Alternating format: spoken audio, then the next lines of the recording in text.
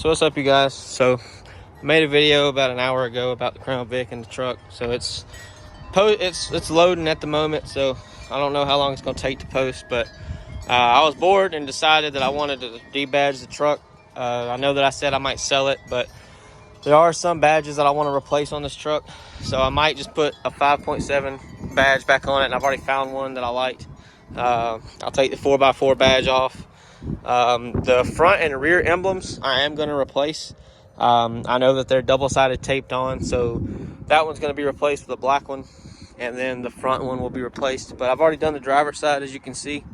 I did kind of screw up because I'm an idiot, and you can't see it from far away, but there's like little teeny scratches right here that are too deep because I went and got too close and too bad of an angle with a razor. But the fender looks flawless, no issues. You can see how well it glistens in the sun. All I used was a heat gun. I just have my Wagner heat gun right here that I've had for a little while. It's nothing fancy. It gets pretty hot. I don't know how hot it gets. And then I just used an eraser wheel from Amazon. I've used 2 or 3 of these and never had any issues. They do make a mess, so you get rubber everywhere. 3M makes one, but it's like $25 for one of them, and I don't use it enough to justify spending that much. So that one I don't think was nowhere near that much, but I bought it off Amazon. If I can find it, I'll put a link to it. Those are all the emblems, and I'm just showing you. I'm just now starting the passenger side, so the emblems are no good because they do get hot. So I advise you to pull them off the pair of pliers. Don't touch the paint, whatever you do. I just used some small needle nose pliers that I did have over here. Oh, here we go. Some small, I had like really small ones like this one. These are from Crescent. I also use them for my RC trucks over there. So I figured it's the easiest thing to use. When I grab them, you can see that I grab them in specific spots. So I grab like the H and the A, I grab it right in the center. Just be very careful. Do not touch the paint, whatever you do. Try to avoid touching it.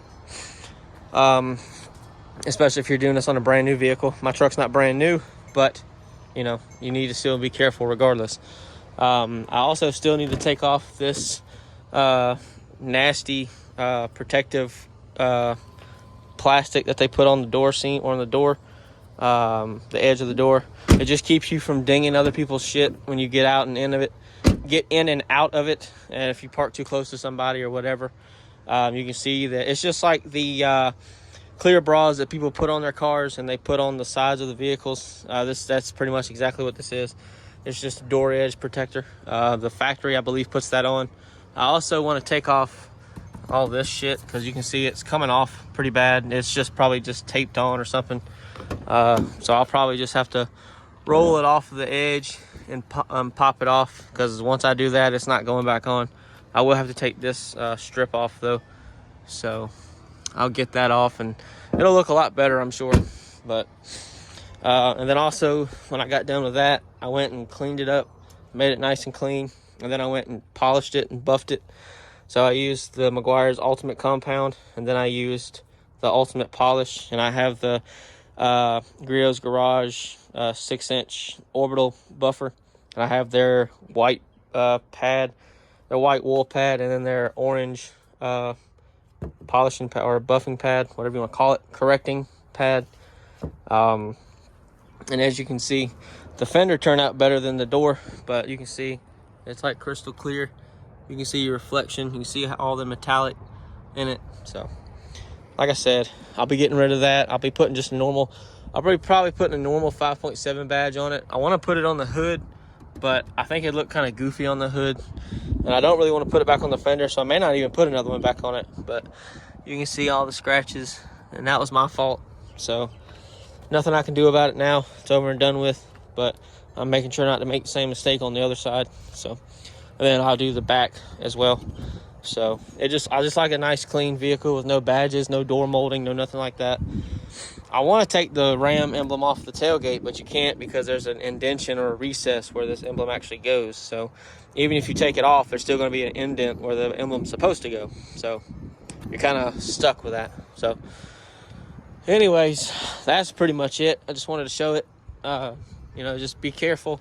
I've debadged a few vehicles. I'm not a professional, so don't think that, you know, I should be the one you take advice from, but these are just the basics of what you need to do. There's all kinds of videos about demolding vehicles, taking badges off, stuff like that. Go watch a real detailer do it. I mean, I'm just giving you my advice. They're going to pretty much say identically what I'm saying, but they're a lot better at it than I am. So, anyways, there you guys go. I hope you enjoyed.